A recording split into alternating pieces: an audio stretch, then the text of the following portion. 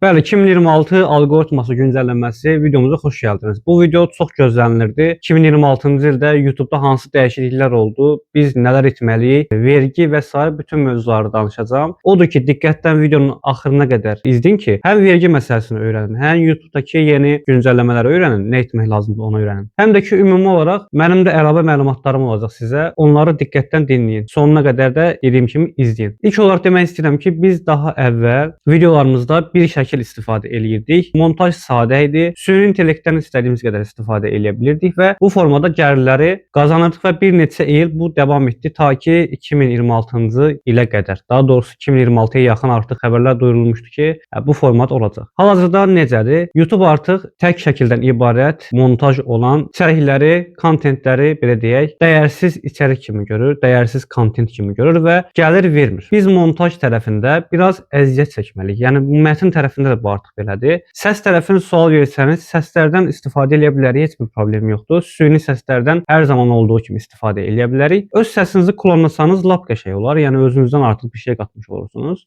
Amma belə süni səslərdə istifadə edə bilərik, bu öz yerində. Daha əvvəl mətnləri istədiyimiz kimi süniyə yazdırırdıq və olduğu kimi istifadə edirdik. Amma YouTube artıq buna bir dur dedi. Deyir ki, istifadə edə bilərsən, amma biraz dəyişiklik eləməlisən. Misal üçün mətnlərdə bəzən olur ki, filtrələnmiş sözlər olur. Bu ölüm ola bilər, nə bilim, təhlükə ola bilər, yəni zərər içərən sözlər ola bilər. Bunları deyir misal üçün istifadə etməməlisən deyir. Süni bunlara baxmır. Ya bir çox insanın dediyi sıfır izlənmə problemi də buna görədir. Yəni deyirlər ki, bizim videolarımız izlənmir, sıfırda qalır. Buna görə də videonun başlığında, mətndə və yaxud da qapaq şəklində ölüm, təhlükə içərən filtrələnmiş sözlər varsa da bunlara görə olur. Bunlar bəzi istisnalarda istifadə etmək olar. Bundan əlavə də biz mətnlərdə dəyişikliklər etməliyik. Mətni yazdırdıq, başdan sona bu mətndə düzəlişlər etməliyik. Çünki mətn bizə süni formasında gəlir. Yəni insan əlindən keçirilmiş kimi gəlmir. Bunu insan əlindən keçirtməliyik, yəni insansızlaşdırmalıyıq. Bu nə deməkdir? Mətn robot formasında yazılıbsa da biz bunu insan kimi yazmalıyıq. Biraz duyğu qatmalıyıq, biraz emosional formada yazmalıyıq və misal üçün adi bir mətnin içərisinə siz əlavə eləsəniz, bu mövzuda sizin fikirləriniz nədir? Bu bir insan əlavəsi olur. Bu mövzu haqqında fikirləriniz nədir? Yorumlarda misal üçün fikirlərinizi gözləyirəm. Özgünləşdirmək sayılır. Çünki insanlar normalda belə bir söz yazır da, süni bunu yazmır. Komut verə bilərsiniz, amma komut versəniz belə, yəni o yazdığınız promptlar yenə də süni kimi çıxa bilər. Ona görə diqqət eləmək lazımdır. Analiz eləmək lazımdır. Yəni mətni başdan sona oxumalısınız. Mətin sanki bir dostunuza hər hansı bir mövzuyu başa salan kimi olmalıdır. Gəl dostum bu formada et və yaxud da sən bunu bu formada eləyə bilərsən kimi olmalıdır. Yəni siz kimi olmamalıdır. Daha çox belə səmimi formada, sən formasında olanda daha belə özgünləşdirilmiş sayılır. Daha çox siz formasında, yəni belə rəsmi formada yazılırsa da buna ən çox süni kimi baxmaq mümkündür. Ona görə də tam formada mətnlər səmimi olmalıdır. Dostum məsələn və yaxud da daha belə səmimi kimi sözlər istifadə olunmalıdır. Yəni özünüz başdan sona oxumalısınız. Bunun tam dəqiqliyini mən zaten kurs tərəfində bölüşəcəm. Orada ayrı videolar çəkiləcək. Kursa da aşağıdakı yorumlar hissəsində link sabitləyəcəm. Oradan gedə bilərsiniz və yeri gəlmişəm bunu da deyim. 2 aylıq kurslar başladacağam. Bunlar artıq canlı formada olacaq. Video dərslik formasında istəyənlər video dərslik kursumuzu ala bilər və izləyə bilər. Telegram qrupuna da qoşula bilər və WhatsApp tərəfində də yenə suallarını verə bilər. Ömür boyu xidmət göstəririk. Bütün suallarınıza hər zaman cavab veririk. Həmçinin Telegram qrupuna qatılanda tələbələrlə də həmsöhbət ola bilirsiniz. Həmin bu dediyim 2 aylıq kursda isə sırf mənlə danışırsınız və mənə suallarınızı verə biləcəksiniz. WhatsApp xidmətimiz tərəfində əməkdaşlar suallara cavab verir. Amma bu dediyim kursda siz 2 ay mənlə bir yerdə işləyirsiniz. Yəni mən sizə bu işi öyrədirəm.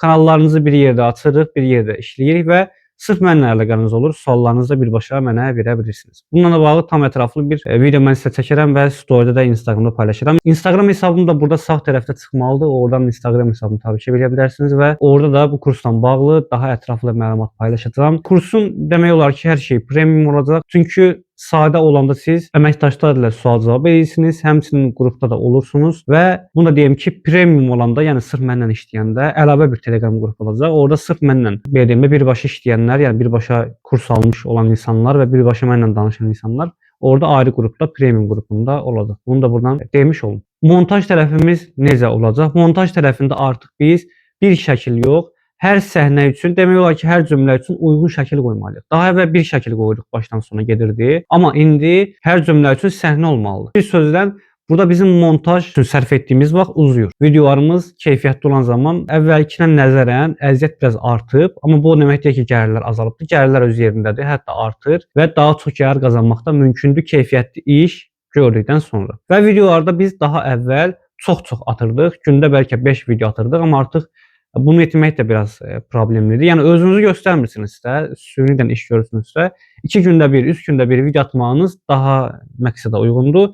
Çünki çox tez-tez video atsanız, bu sizin üçün problem yarada bilər. Yəni süni avtomatlaşdırılmış sistemdən yaradılmış bir şey kimi görünə bilər. Buna görə də bunu etmək lazım deyil. Videoları düzənli formada 2-3 gündə bir atmaq daha məqsədə uyğundur. Və avtomatlaşdırılmış sistemlərlə də bağlı bir çox insanlara sual verir. Yəni bu sistemlərdən uzaq durun. Yəni heç bir halda tövsiyə görmürəm. Çünki bu sistemlər dediyimiz kimi avtomatlaşdırılmış sistemlərdir. Yəni YouTube bunu zaten görür. Kanal bir ay qazandırsa, 2 ay qazandırsa müəyyən müddətdən sonra dayana bilər. Ona görə də heç bir halda bu sistemlərə yaxın durmağınızı tövsiyə görmürəm. Yəni yenə də sizin öz fikrinizdir.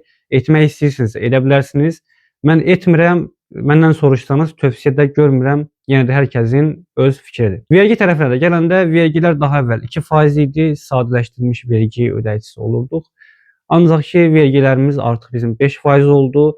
Yəni bir çox adam 20% deyir. 20% deyil əslində, 5%dir. İllik gəliriniz 40 min manatdan yuxarı deyilsə və hər il bunu keçmirsinizsə, 40 min manatdan aşağıdırsa, 5% formasında siz vergi ödəyirsiniz və DSMF icbari tibbi sığorta öz yerində sizin qeydiyyat olduğunuz yerə görə. Həmin bu 5% ilə bağlı da mən sizə köməklik göstərəcəm kurs daxilində. Yenə buradan da yorumlara yaza bilərsiniz. Eyni şəkildə yorumlarda da yenə köməklik göstərəcək öz yerində. 5% ödəyirik, 20% deyir. 40 min manatı nə qədər zaman keçsəniz 20% o zaman olur. Bəli, o zaman 20% ola bilər. Yəni hansısa il 40 min manat keçsəniz artıq 20% vergi ödəməli olursunuz. Tam ətraflı dəqiq şəkildə vergi idarəsinə yaxınlaşa bilərsiniz və yaxud da 195 çağrı mərkəzinə zəng eləyin, oradan da ətraflı məlumat ala bilərsiniz. Və yaxud da burada yorum hissəsinə də yazın, mən köməklik göstərərəm yenə sizə. Amma yenə də belə rahat olmağa görə vergi idarəsinə yaxınlaşmağınız və yaxud da 195 çağrı mərkəzinə zəng etməyiniz daha məqsədə uyğundur. Və aşağı hissədəki WhatsApp nömrəsində də yəni əlaqə saxlaya bilərsiniz. Buradan WhatsApp xidmətimiz var, əməkdaşlar sizə köməklik göstərəcək. Kursla bağlı və yaxud da digər dediyim xidmətlə bağlı sual verə bilərsiniz öz yerində. Bəli, indi davam eləyək. Bizim vergi məsələmiz aydın oldu yəqin ki. Videolarımız aydın oldu və mətnlərimizlə bağlı danışdıq. Son bir şey də əlavə eləmək istəyirəm. Videolarımızda biz bacardığımız qədər özümüzdən də bir şey qatmalıyıq. Yəni minimum bir öz səsiniz olsun klonlanmış və yaxud da özünüz də göstərə bilərsiniz kadrlar içərisində 30 saniyə aralıqlarla özünüz də göstərə bilərsiniz. Yəni dili bilmirsinizsə belə sünilərlə artıq bunu etmək mümkündür. Bunun tam ətrafı zaten mən kursda izah eləyib öyrədəcəm sizə. Yəni özünüzdən nə qədər bir şey olsa, bu sizi o qədər rahatlada bilər. Bir də ki, hər hansı bir kontentə girəndə ingilis dilində deməli kontent tapmısınız. Onu ingilis dilində etməyin. Gedin başqa bir ölkədə edin. Yəni bunu da çox mən görürəm. Eyni ölkədə eləyirlər. Yəni eyni ölkədə etmək lazım deyil. Çünki o kontent artıq orada tutubdur. Onu tutmayan bir ölkə etmək daha məqsədə uyğundur. Ümid edirəm ki, diqqətlə izlədiniz. Yəni hər hansı bir sual da qaldısa da, yenə deyirəm, yorumlar hissəsinə yazın. Oradan mən bütün yorumları cavablayacağam və köməklik göstərəcəm. Hansı videoların gəlməyi ilə bağlı da yorumlar hissəsinə fikrinizi bildirə bilərsiniz. Oradan da baxacağam yorumlarınızın hər birini oxuyacağam və cavablandıracağam. Növbəti videoda görüşərik. İzlədiyiniz üçün təşəkkür edirəm. Hələlik sağ olun.